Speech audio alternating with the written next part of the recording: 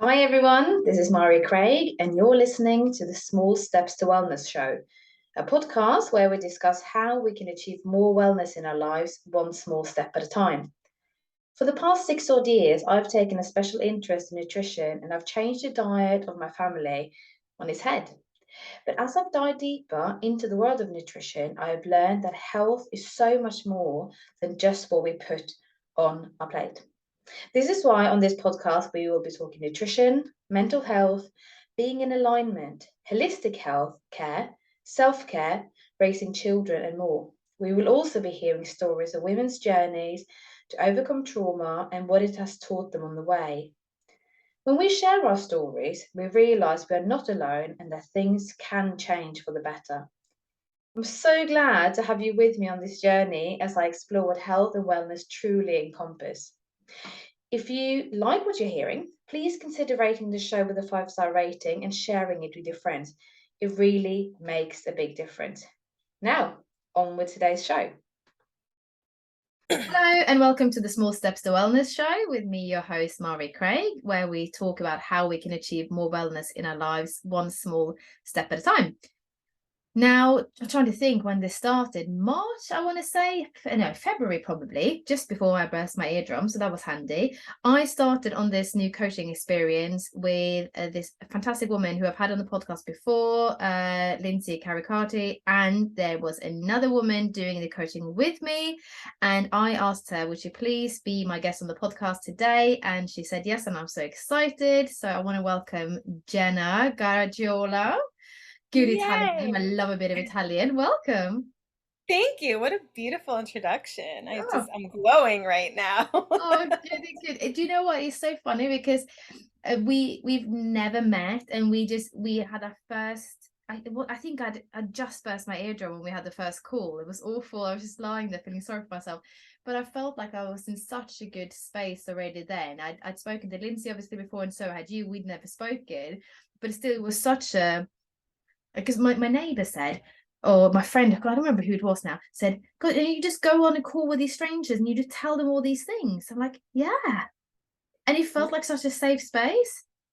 It was such a safe space. Yeah, it's powerful, I isn't it? think, yeah, it's a testament to Lindsay herself, but also to the two of us in there because I instantly felt safe with you. Yeah. And there was nothing to base that off of. It was just the feeling I got.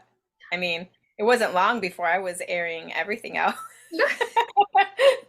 to you guys and But isn't that things that amazing? Yeah. yeah, things that I haven't even told my own mom. So Yeah. Yeah, no, but same, absolutely the same. And it's I've said to so many people since then, I said, you need to get some coaching. I mean, and they were like, oh, I'm not sure I want to air all this stuff. And I'm like, honestly, I had no qualms about just going, guys, I think I've got this hang up from my childhood about XYZ. And you two would go, well, yeah, maybe because so and so, blah blah. And I just can't believe I said all these things out loud to people I've never met. But it just yeah, I can totally vouch for some good coaching. yeah, I agree. I think the space is so important, the people in the space, and I think that's up to whoever's facilitating. And I think that's one thing Lindsay really does is she does a great job of assembling safe and open-minded people. Yeah, yeah, And yeah. I Well, think that's key. Because I have been in containers where I didn't speak up at all, and I didn't feel comfortable airing all the stuff out. mm, Um, so I think that yes, getting yourself some coaching is key, but making sure it's the right group for you as well. yeah, yeah. And that's, I guess, the job of the coach as well to say, do you know what? I don't think this is right for us. So yeah. Yeah, Anyway, here we are, here we and are.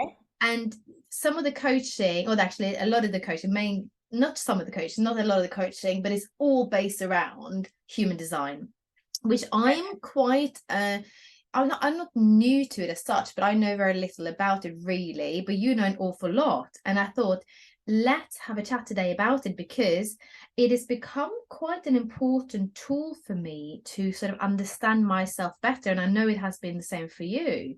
So what's your story of human design? When did you find out about it? And maybe you can also tell us a little bit about what it is. Yeah, absolutely. So my first interactions with human design was actually I'd seen some posting on Instagram And somebody had posted it with a link of like, oh, check out your chart here for free. And I was like, okay, whatever this is. And I had put in my information, downloaded the chart, read through it, and was like, whatever, and dismissed it. Cut to maybe less than a month later, I joined my very first coaching program. And that is where I met Lindsay. She was a guest coach within that program. And they touched briefly on human design to the extent of they wanted to know if you knew your chart. And then they gave a little information on each type: projector, manifesting generator, generator, manifestor, and reflector. A little bit of information on each chart or each type. And that was pretty much the extent of it. But it was enough that I was like, huh, I'm kind of into this. So started doing a little bit more of my own research, but got so confused by it. And then I came across another woman who ran a like massive group program. It was mostly so self-led with a couple of Q&A calls sprinkled throughout. But and it was geared towards manifesting. One of my main draws to the program was that she was certified as a human design reader, and she one of the promises was that she would give a lot of information in human design. And I was interested in manifesting too, so I took that course. When I finally got to the human design portion, which was towards the end of the 5-month course, um, it was just a whole lot of bells ringing and fireworks blowing and like confetti streaming for me to read her take the section, go through the module on human design and read all the resources that she had laid out.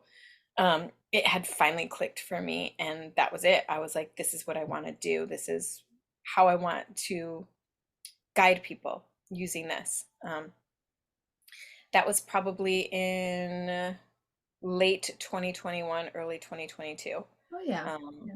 and then by like, I would say April of 2022, I had a whole like reading session that I launched, a book that I wrote. It's a templated book, but it goes off your chart. So you give me your human design information, and then I kind of tailor the book to your chart and send it off to you, which is really dope. It's a great foundational resource for human design. Um, so I just hit the ground running, and like I look back on myself then, which is a year ago, to where I am now with human design, and it's just leaps and bounds, like quantum leaps of information gathered and knowledge attained and embodiment that I didn't have a year ago, which I Yeah, think is that's the embodiment. Yeah, that's a big one, isn't it? But what was it? I've sat here sort of I was thinking, just what was it that made you just go wow? Because something must have really spoken to you. Because when I speak to people about this, when they've had their charts read or whatever, and they go, I can't believe that somebody who I've never met before can know me this well. yes, yes. That's exactly what it is, feeling seen. Mm. And well, let me back up and explain what human design is, because some of your listeners might be like, what the heck are they talking about? What are they popping off of right now? So human design, it's a relatively new system. It's considered a science of self-discovery, and it is a synthesis of several existing ancient systems, such as astrology, the Chinese I Ching, the chakra system, the Kabbalah tree of life, and then the science of quantum physics. So it was channeled or transmitted to a man named Ra Uruhu. He was on this like mystical experience in Ibiza in 1987, and he just kind of received this massive download over the course of 8 days. Um, and I believe, I don't know his story from there, I believe that after that, he just devoted the rest of his time to developing and evolving the system and kind of getting to know, because it's like human design is such a vast system. I don't think he just channeled the entire thing in 8 days and then wrote furiously and voila, here we go.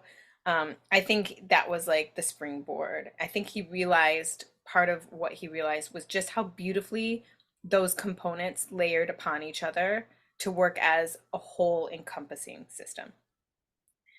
Um, in the most basic of terms, it's just an energetic blueprint that is created from the moment you're born.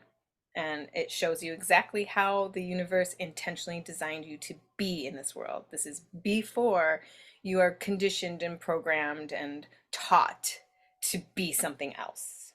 Hmm.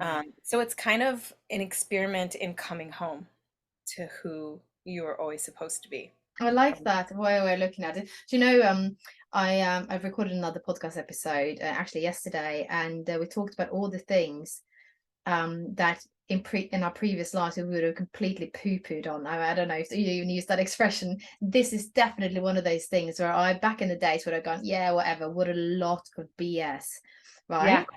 yeah. And I was introduced to this 2020, I think. And the only reason why I even started looking into it was that the person who said to me, I'll be interested in knowing your chart, Mari. She's the person I trust. And the person I know, it doesn't just tell me random crap, or she knows stuff. Yeah. And for me, it was also, despite all my sort of all me thinking, sorry, can you tell I've got baby brain? I'm struggling to find my words, but me thinking like, oh, this is, I can't believe this. This is like astrology. This makes no sense. But then all of these things made so much sense. Hmm. It was Yeah. just I was being described by somebody who I'd never met. It was Who had really never met. Yeah. It's that's exactly it. And then when you say like what was it that made these bells go off, that made you so drawn to it, that just made you think like, yes, this is it. And it was exactly that. I saw myself in those words that I was reading and in the lectures that I was listening to, um, in a way that I'd never seen myself before, in a way I never allowed to accept myself before. So growing up as a projector in an entirely generator family, and then all of us not even aware of what we are, who we are, what human design even is. So then also just all sorts of out of alignment with that said. I always felt different and I always felt unaccepted. Um, my family is lovely and they love me and I love them. But there's always like, so in the States, the Midwesterners, we have a very sarcastic way of being with each other. And like we say one of the ways we show affection is to make fun of each other. Man, was I the butt of a lot of jokes. So they must really love me. Um, I'm laughing, but at the same time I feel a bit sad about that.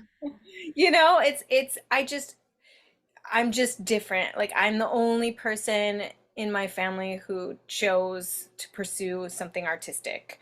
I'm the only person in my family who chose to move away from Michigan.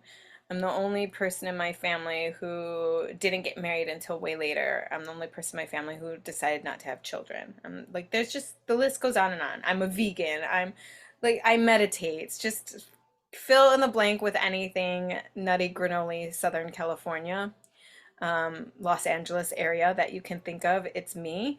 And the thing is I was those things before I moved out here. So I just didn't fit in with the working class conservative Midwestern family that I grew up in at all.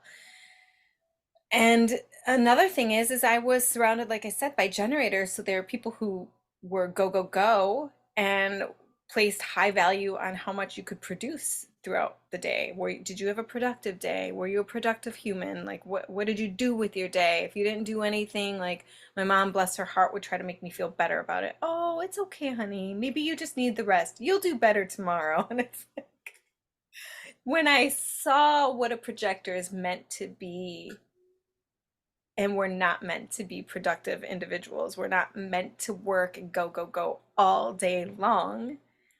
That was it.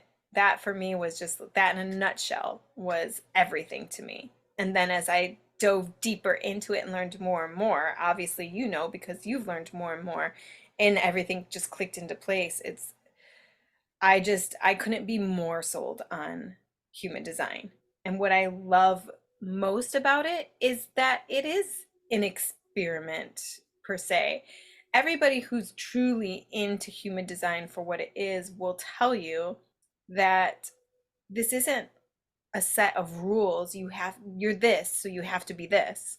It's it's kind of like I said, a blueprint. It's knowledge that you can use or you can dismiss, Mm. depending on how it feels for you and Yeah, if you're I like ready that. for it at that moment in time. Yeah, yeah, yeah, yeah. No, I like that. That it's not, because who needs another set of rules, right?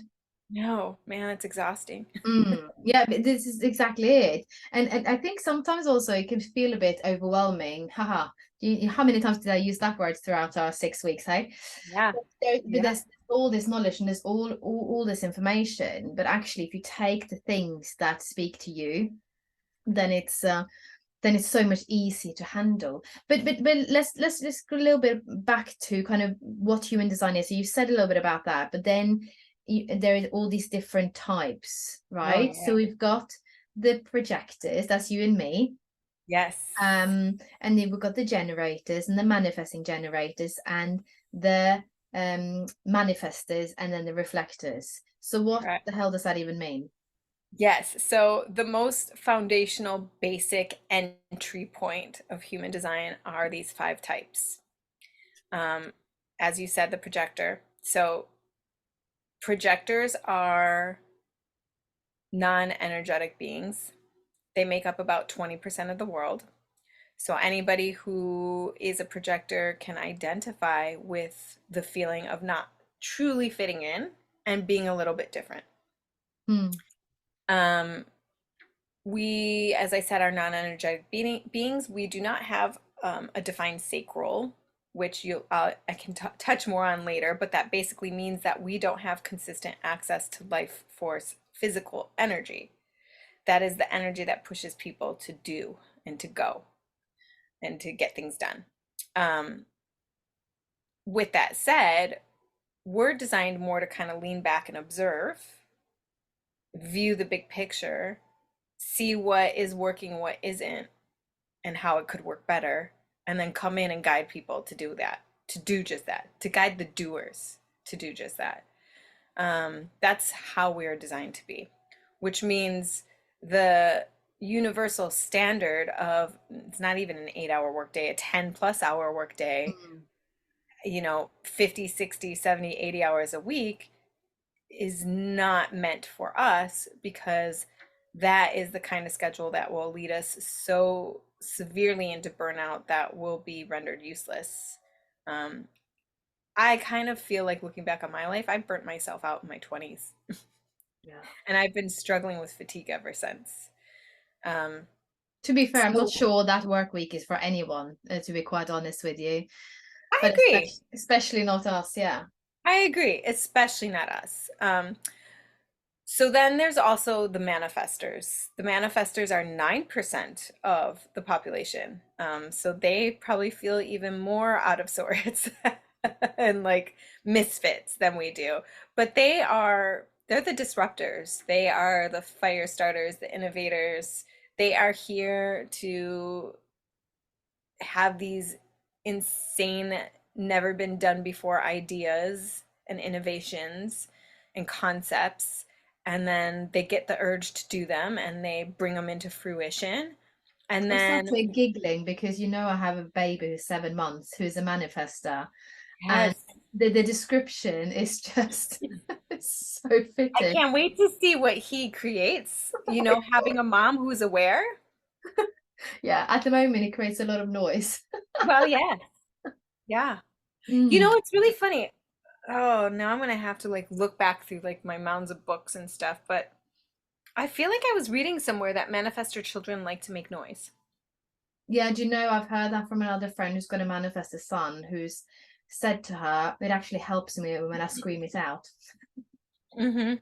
Yeah, and Mm. I'd like to see his chart because depending on so a manifestor has a motor center directly connected to their throat. Um, so it depends on what motor center. Obviously, the only one that can't be connected to the throat is the sacral because that would make him a generator or a manifesting generator.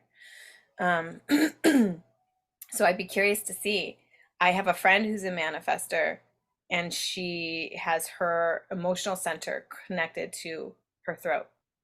So for her, it's she needs to be speaking her emotions at all times. Like she needs to be talking it out. She needs to be vocalizing how she's feeling. And I can imagine as a child that may have translated into a lot of temper tantrums and crying and screaming. Yeah, I mean, if you don't have words, right, you need to get it out somehow. Exactly. And that's the only way you know how to express. Yeah. Um, so parents of manifestor children, hang in there.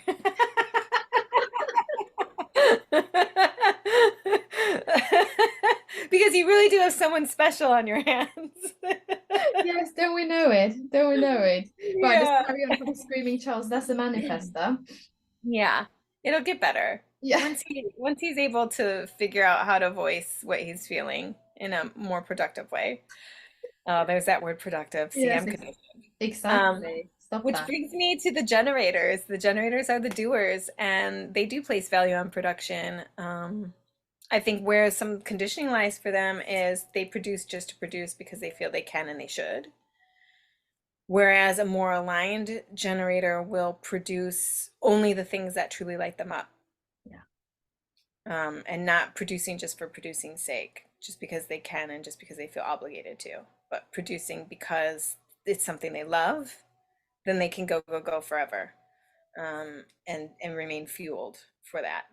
Yeah, they Not to have a say bit they more don't. of a constant energy as well, don't they? I noticed Yeah. that with my generator husband, and that he's got a bit more constant energy Oh per yeah. day. And I can Oh, feed off of that sometimes, but you sometimes feel it. also it exhausts me because Yeah.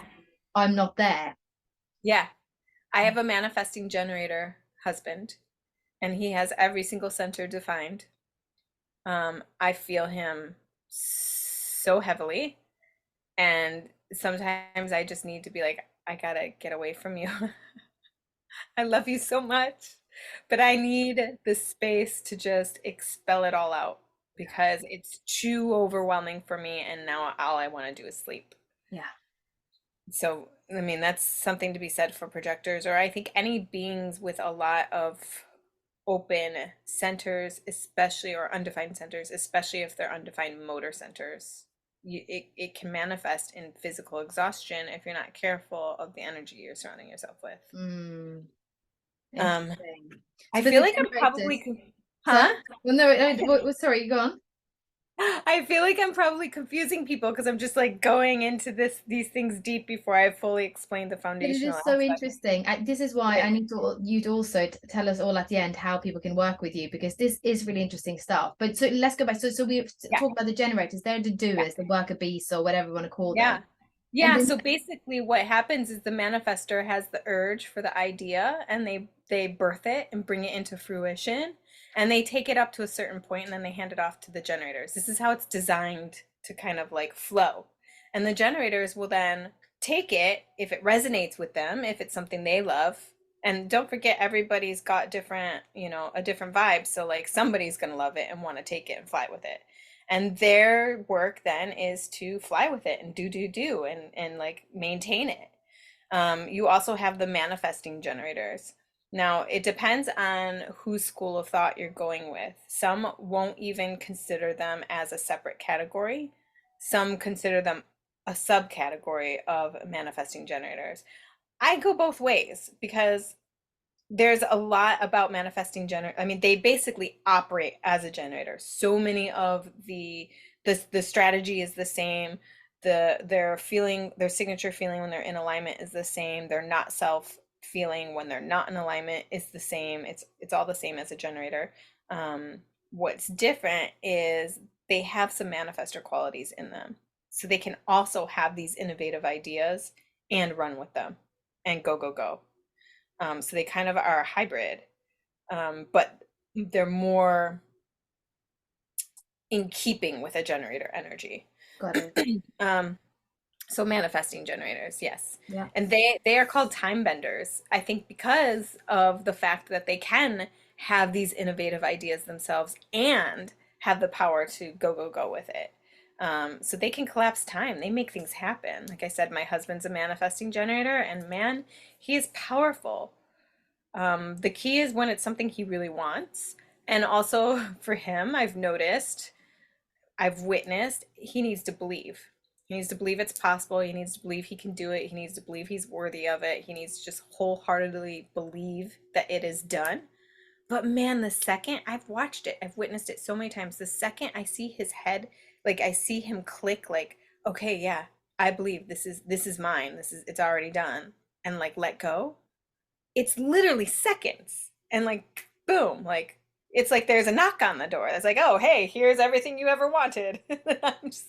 I Amazing. don't know how he does it. It blows my mind. That is true manifesting generator energy right there. It's a beautiful thing to witness. I'm just like, we really need to get your head on board with like we're billionaires or like let's get you on board with this.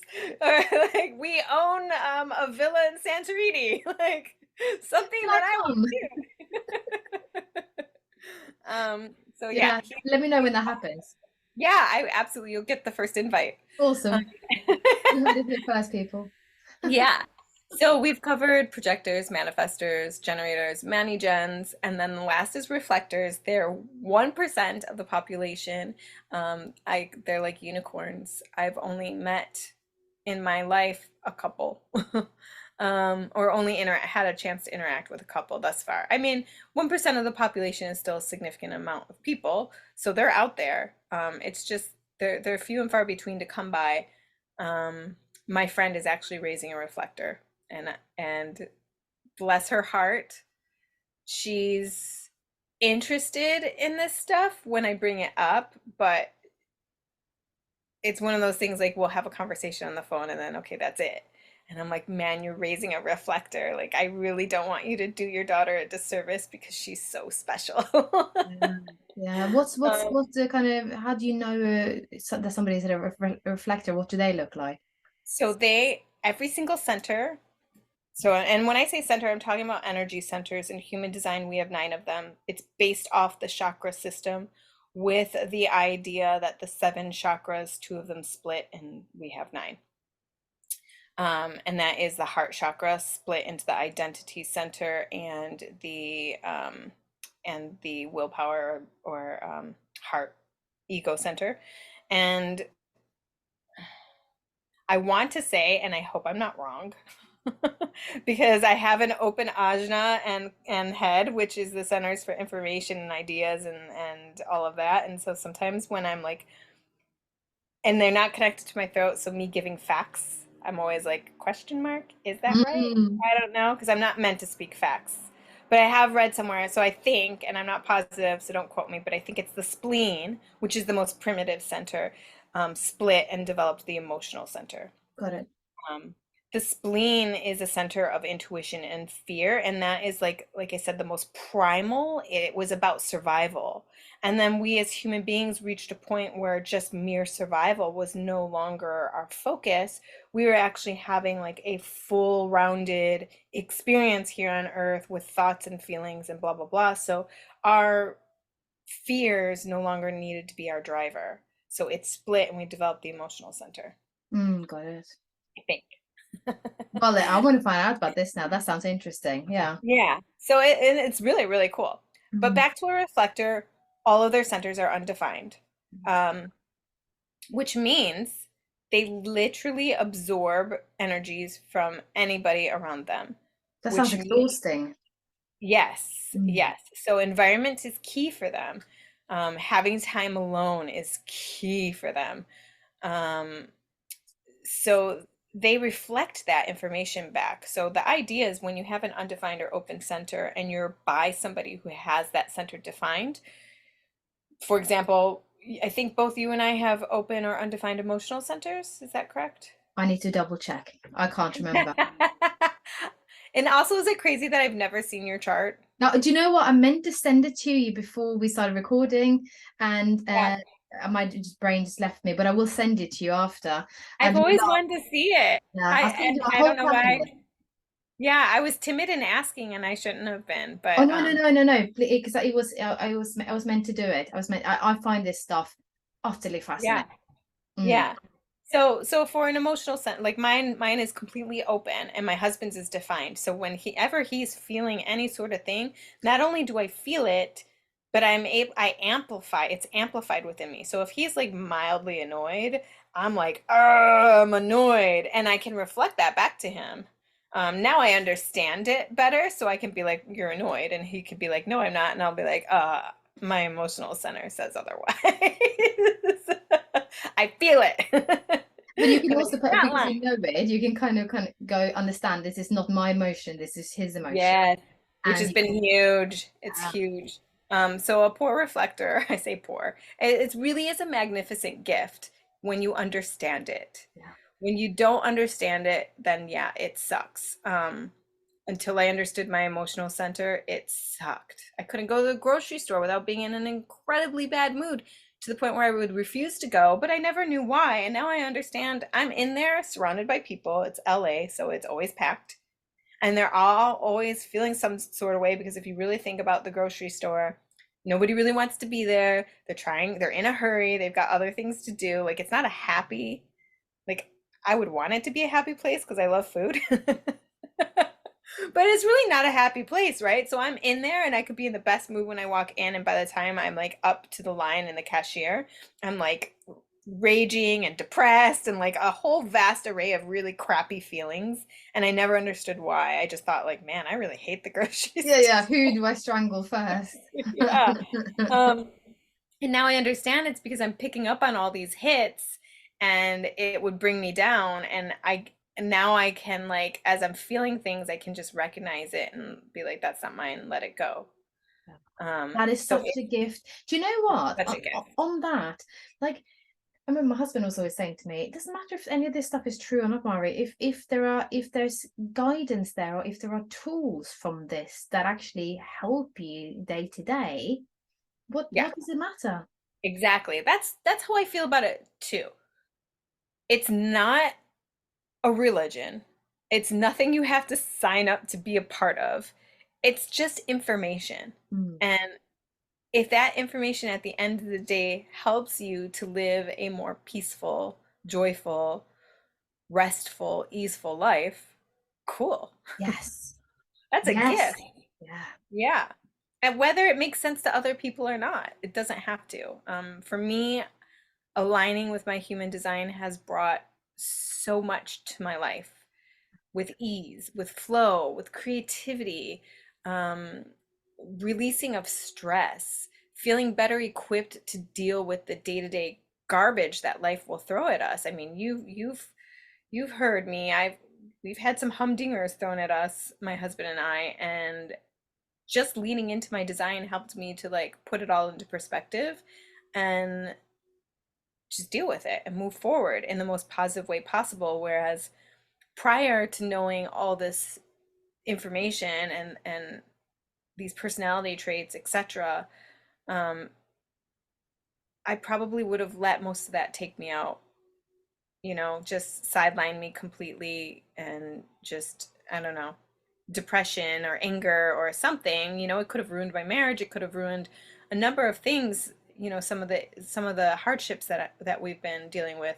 But because we have a better understanding of our energies, our talents, our wisdom that we carry, all sorts of things, I feel more empowered and equipped to just handle anything that comes my way. Yeah. Yeah. And I don't know that I would have had that without human design. No, no, this is it's just I keep coming back to this, what's in your wellness toolkit and toolbox, and you need a bigger toolbox to fit all of human design, I think, because it really is Yeah. it's becoming for me as well like this massive thing that helps me understand my children, for example. Just the fact that, for example, projectors need rest. I have Yeah. children that if they do not sleep, and I know a lot of parents will say this, if they do not sleep, but my children, my God, they need to sleep. Yeah. They don't function otherwise. They really do not function otherwise. I love that you said that. I think it really helps. It helps you become a better parent, a better spouse, a better sibling, a better any relationship, just a better human, having a human experience in relationship with other humans. Mm. So I was on a call with a client yesterday, and we were diving deep into her chart. She's the manifestor I mentioned, whose emotional center is connected to her throat. And we were talking about some things, you know, we're exploring just some struggles and some things that she has in her life. One of the things is feeling very stuck and stagnant. Another thing was anxiety that kept her up all night, but she didn't know why. Because she was like, I can't put it into words. There's no reason. My mind wasn't, there's nothing I'm stressed about, like, but I'm up all night and I don't know why. So I started looking at, I was like, okay, she's got a husband and 2 kids. So we pulled up her kids' charts. I pulled up her husband's chart and we started understanding. First of all, her daughter is a generator who is lit up like a Christmas tree. She has every single center defined except her identity center. And her daughter has a spleen center that is very heavily defined. And by that I mean she's got a lot of gates defined within that defined center. And that is the center of fear. And her daughter's 3. And her daughter sleeps with her every night. And her daughter has had night terrors for I don't know how long. And I was like, your spleen is open, completely open, not even a defined gate. So you're taking all this fear that your daughter is consistently generating and you're absorbing it and amplifying it, and you can't sleep at night because you're laying next to it all night long. And I get you're a parent, so you're not going to be like, I'm not sleeping with you anymore because you're spleen. You can't do that. I get it. But we started discussing ways, you know, like maybe taking X amount of time just before bed to kind of expel, talking to herself in her head as she's laying there, you know, understanding this is not mine, doing some breathing exercises, ways to work around it and still be a parent to her daughter with the defined spleen. Her son, he's 5 and he's been diagnosed with behavioral issues. And I'm trying to remember his chart. So he is a projector and all of his motor centers are undefined and his solar plexus is open. And he is surrounded by, first of all, he's always with his sister, always. They spend the vast majority of time together and she's completely defined, right? Except for the one center. So he's taking on a lot there. Both of his parents have strong emotional defined centers. So he's taking on so much emotional energy from 3 people in his direct proximity at all times that have strong emotional energy. And he's 5. He's not equipped to handle with all. No, and also if you recall what I said, when you have an open center, not only are you taking in this energy, but you're amplifying it. So not only is he feeling everything they are all feeling, but he's timesing it by who knows how much, by 100. And then reflecting that back to them in the only way he knows how, and that's screaming and fits and acting out because he doesn't know how to deal with this. So now she's preparing to put him in a classroom setting because it's time for him to enter into kindergarten. And she's realizing she needs to have a talk with teachers because so they like I said, diagnosed him with some sort of behavioral issue, which would put him in special education, and he does not need to be in special education. What he needs is a spot he can go to when he's overwhelmed with emotional energy that is his spot where no one else is at all, and he can expel it and take 10-15 minutes of quiet time, maybe in the dark, maybe just reading a book. Who knows what's going to work best for him as a kid, but some sort of quiet, just so he can let it all go. And in the best way that you possibly can, let a 5-year-old know these massive feelings you're feeling are not your responsibility and you can just let them go. And I don't know how you phrase that to a kid because I am not a parent, but you know, something that you keep working on as they get older. So he understands his emotions and doesn't grow to be into a man who cannot deal with emotion. We don't need more of those. No. That is that's and again another gift, isn't it? Being able to share that with somebody and help them become better parents. A friend of mine said, imagine if all teachers knew about human design. Oh, it would just be like I really like I really feel so strongly that this needs to get in the hands of everyone and they need to figure out how to implement it in their line of work. Yeah. Every coach, every teacher, every parent, every anybody, because and as much as you part of your resume or whatever is like, hi, I'm Jenna, I'm from here, I'm this age, I do this. I'm also a 5/1 splenic projector, so people can be like, oh, okay. Yeah. I know how to interact with you. Yeah. It should be universal. I think that that could completely change our world. Yeah, wouldn't it? I mean, it's just little things that I've learned about my children. They're projectors, two of them anyway.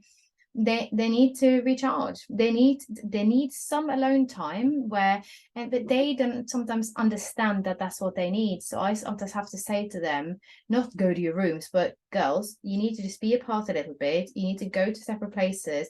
Just sit a little bit somewhere else. Pick up a book, do some drawing, do something, recharge a little bit, and you'll feel so much better. Yeah. and and a lot of and I see it with my kids. So sometimes they understand it and they just go and do it anyway. And I do notice, and I know that other children are like that sometimes as well. And I do wonder sometimes whether those are projectors too. But other children I see can just go, go, go, go, go, go, go. And my children just aren't like that. They really Yeah. aren't like that. They will take themselves away, or they need me to just remind them, look, remember that this is what serves you. My mom used to laugh because I was the only kid in my entire family that would like ask, when is nap time? Mommy, is it nap time yet? And I thought that was funny. Growing up, I was like, man, I'm just a sleeper. Like, I didn't understand why I was always so tired. And then as soon as I learned that I was a projector, I was like, wow, it just all makes so much sense. Yeah. Circling back to having this in your wellness kit, here's another thing that I think is such an important reason to understand your human design and understand it as deeply as you possibly have the capacity to understand it. I spent the vast majority of my 20s and my 30s, well, really up until 2 years ago when I learned my human design, convinced that there was something medically wrong with me. I was chronic fatigue, always. There were points in my 20s, especially, and I look now, like when I look in hindsight, I was burning the candle at both ends, like 2 jobs and college, and I was a cheerleader in college and in a sorority, and like constantly going out, and like I didn't rest. I was like, go, go, go, go, go, working out twice a day. Like, no, that's not what projectors should be doing. Um, and there were points where I would be so exhausted that I could not get off the couch. I remember very specifically one time, this could be TMI, but I had to pee so bad, but I was so exhausted that I made my boyfriend pick me up and carry me to the bathroom. Because I was like, I cannot walk there. I am too freaking tired. And I thought there must be something medically wrong with me. So Yeah, sorry, I shouldn't laugh, but it's kind of Oh, it's hysterical. I was so convinced that I was like something deathly was wrong with me. I would go to the doctor and I would make them run a million tests. They would do blood work and thyroid panels and like all this stuff. And they would be like, there's literally nothing wrong with you. So what did they do? They said I was depressed and they would put me on antidepressants. Then I would be on antidepressants and I would still be exhausted. And I would eventually take myself or wean myself off them because I was like, if it's not, like, look, if it's going to help me, I'll take it. If it's not helping me, like, why am I taking this? This is stupid. I'm not, like, I had enough knowledge or enough wherewithal to say I'm not going to just take medication for the rest of my life when it's not even addressing the concern I had in the first place. And depression, I never felt depressed, which I get. I fully 100%, I want to make the disclaimer. I understand that depression doesn't always just present itself as crying all the time or feeling down all the time.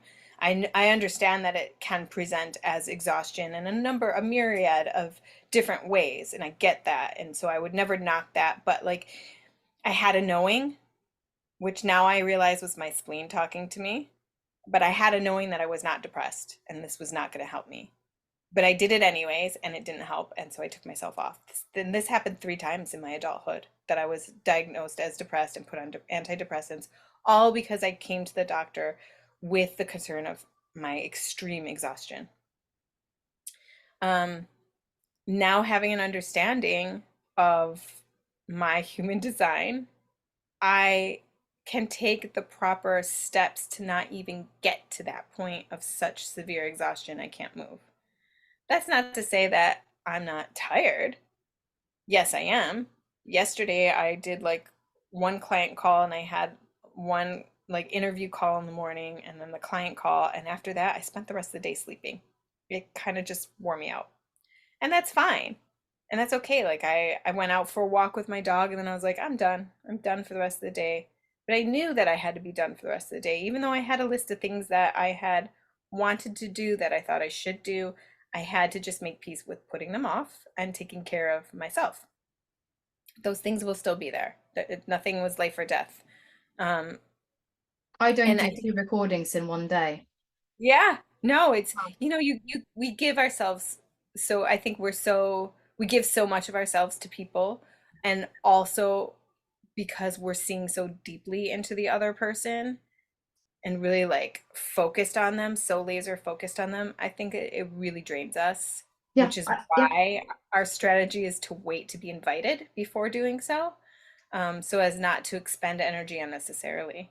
That's a good way of looking at it. Yeah, no, I can't do 2 things after each other like that, because I will be done after this. Yeah, And it doesn't matter how good it's been going, or how, any of these podcasts, does not matter one bit how lit up I feel after it. I am done, and I can't just pretend that I can do the same again and just have the same energy. It just doesn't work. no, no, And I don't exactly. understand. My husband has meetings after meetings after meetings at work, right? And does it. And I'd hear him going, "Hey, how's it going?" Blah, blah. And I'm sat, outside the study going, "How the hell do you do that? I cannot do that." Those sacral beings. Mm, Ah, bless them. man. I envy them. I really do. I try not to. Like I love the gifts that we have. I recognize just how powerful we are. Mm. But man, I would give anything to be a Manny Jen. Although I think that's got its own challenges as well, and maybe feeling that you're a bit, high and low and everywhere all at the same time, I would imagine anyway. Grass is always greener, right? It Yeah. does every single type, every single trait comes with its own bit of challenge, its But own. the example you've shared here though is a really great example, because it shows the potential benefits of having human design as part of your kind of wellness kit, or as kind of the basis of everything you do. Because um if you can understand yourself to such an extent that you can make other choices for yourself. So yeah, I'm being careful with how I phrase this here, but other choices for yourself that will mean that you don't have to go on medication you don't need. I mean, it's a win, right? Yeah. It's we're discovering more and more as time goes on, as we evolve, and as science evolves, and as the field of medicine evolves, that the mind has just as much power on the physical body as the physical body has on itself. And it contributes to just as much disease as the physical parts of our body does. So, understanding your human design allows you to be in the most aligned mind, so to speak, using air quotations here, headspace, spiritual, mental, and emotional alignment can help us alleviate a lot of disease that is going on within our body without the use of medicine. Now, you pair that in conjunction with a healthy physical life with nutrition and appropriate exercise. And I say appropriate because us projectors are not meant to run marathons and do like whatever those crazy hit workouts are. um, but appropriate exercise, nutrition, and then your mental, emotional, and spiritual wellness, all that works in conjunction to alleviate disease, to promote the most healthiest way of being. And human design plays a huge role in that part of it, in that Yeah. piece of it, I think. Yeah, no, absolutely. No, absolutely. Do you know, and whenever I hear you talk about it, because I see the things you do on Instagram as well, and we'll put all your handles and how people can work with you in the show notes, because I think that's going to be really useful for people. Because I would imagine that if you listen to this, you go, oh my gosh, I need to find out more. But the more I learn, the more I understand that that I can really, really help myself. Stress is such a big contributor to disease, both physical and mental disease. And if we can get some clarity on who we are, what strategies work for us, what strategies don't work for us, I think we can get rid of so much stress, which is the sort of root to so much disease. Agreed. Yeah. Agreed. So I want to send you all my charts now and get you to just tell me everything I need to know. I would love that. I just think it's so cool. And when my clients do come to work with me, right now the way I have my offers set up are just single sessions. But I am going to expand to doing 1 to 3 month long journeys together, because I don't just do a chart reading, and there are plenty of chart readers out there. And if that's all you're interested is just learning the information on your chart, there are plenty out there. What I like to do is I like to take the client as a whole, and we'll look at your chart and we'll look at what's going on in your life. We're going to see how your human design is playing out in your life now, how maybe the not self or conditioning held within your human design, like where are you out of alignment and how is that expressing in your life right now. Tell me what you're experiencing that you're unhappy with in your life right now, and then let's look at your chart and piece it together to see, oh, that makes sense because this is happening in your chart. So like you're actually designed to be this way, so perhaps if we make this shift in your life, then that'll alleviate whatever it is that you're experiencing. So it's like looking at yourself as a whole, not just the information on your chart. And then also looking at who you're surrounded by, because I think that's huge. I think it's so important. Yeah. And so I'm always the one to be like, as we're talking, like, wait, give me your husband's birth info now. And like, I'm pulling up the chart. Okay, this makes sense that this is happening, that you guys are experiencing this because this and this. And like, I keep going back to my client yesterday because it stands out, because we really did in the 90 minutes we were together, we did such a deep run on her family. And it changed so much. We started like, maybe we went in 20, 30 minutes on her, but I think, and that's another thing, is my spleen's defined, and I have a strong intuitive voice, and I was just hearing like, we need to dive into who she's surrounded by, because that is more important than how she's operating, because I also got a really good feel for her, and she's very self-aware, and she's very focused on alignment and good headspace, like proper mindset and all of that. So I knew that, and the more I spoke with her about her chart, the more I could see she was really in great alignment with her chart as it is itself. It was really the focus of people around her. And so the more we were talking, I was like, give me your husband's. Okay. So then I helped her with her husband.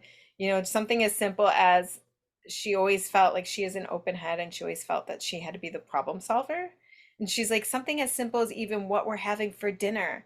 I'm just like, can you just pick the protein and I'll design the rest of the meal? And I was like, I made such a massive shift.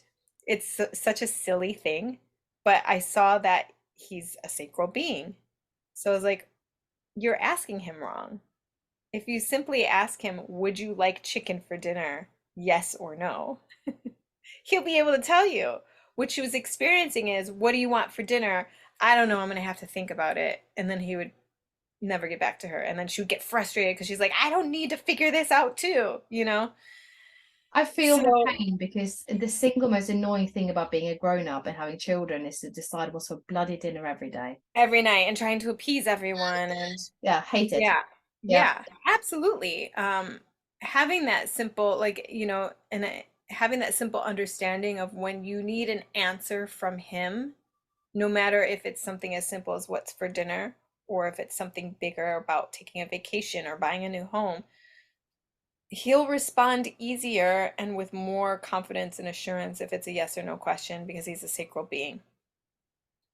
Also, he's emotional authority, so yes, he's in touch with his sacralness and has that yes or no capability, but for big decisions, he's going to need his space too and his time and Oh, this understanding. is powerful stuff. And I also realized that I sometimes say, what do you fancy? And he goes, I don't know, what do you think?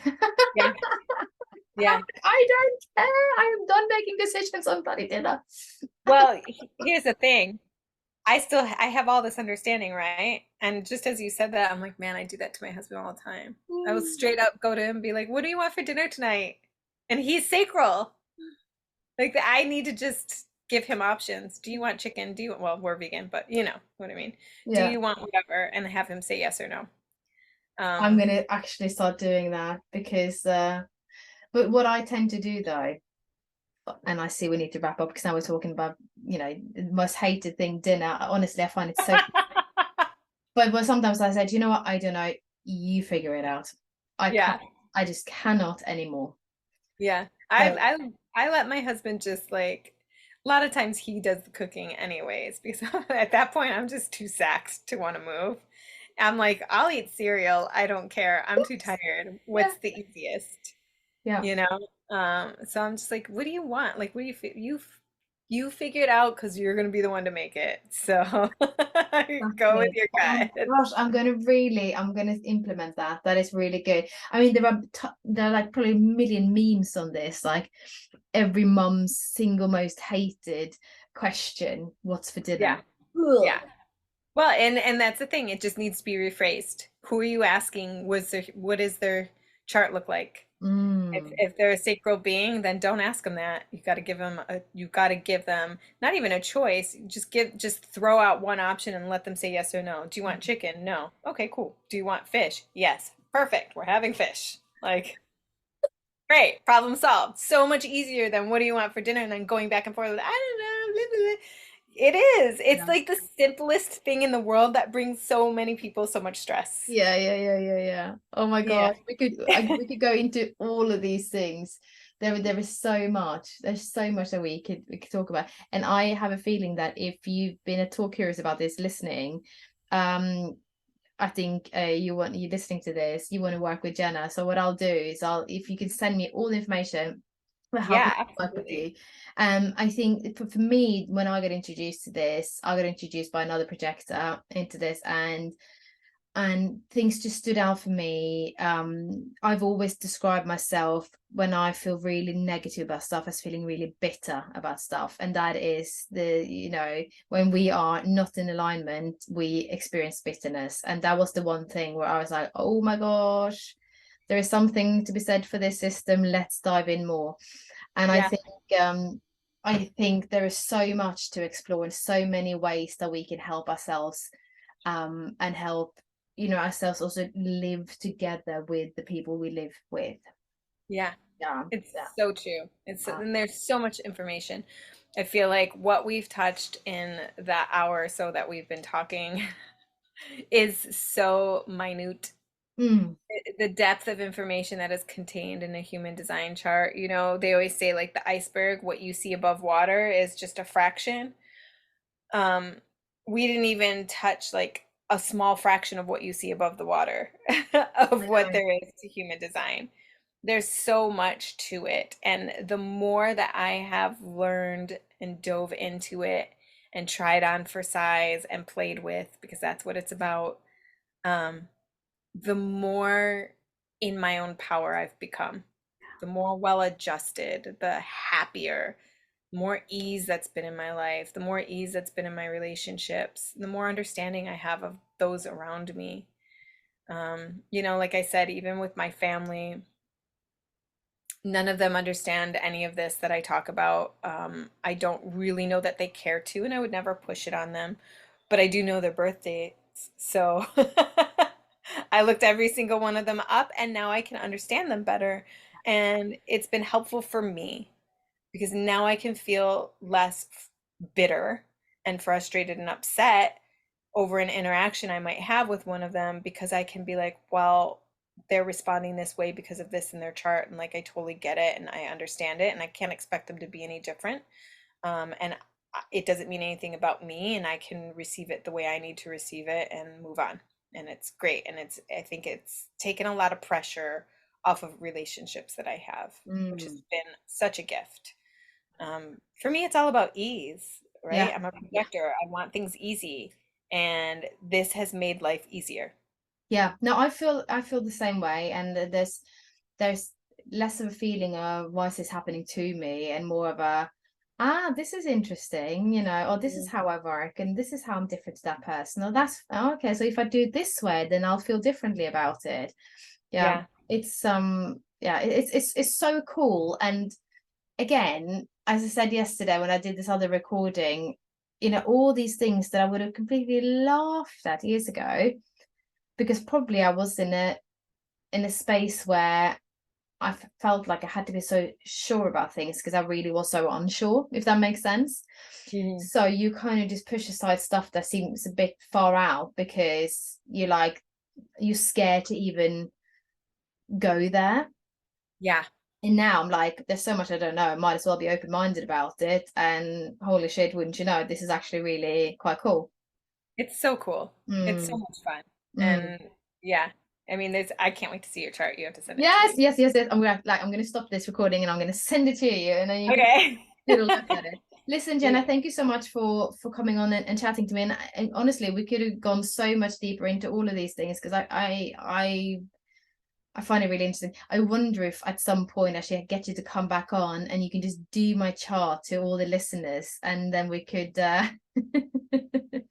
Did you see? I'm so excited. Yes, please. yeah, and we I could accept the invitation. yes, here's your invitation, take it and run with it, because then we can just expose me to anyone who cares to listen, and I can kind of also, you know, put my spin on it or share why this makes sense.